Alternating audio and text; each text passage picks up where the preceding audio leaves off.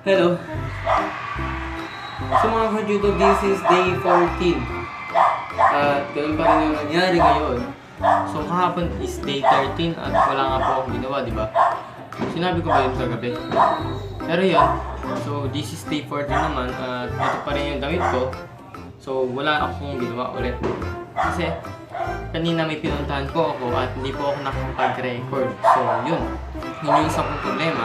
At yung pangalawa is hindi ako nakapag-record dahil busy ako kanina. So yun. At panigurado rin, 1 minute ulit itong video ito kay Park. Sorry po. Sorry masin. At babawi po ako sa mga day 20 banda. Kasi magiging busy na talaga ako na sa record at vlogging. At yun. Siguro ganito na po ang video. Sayonara.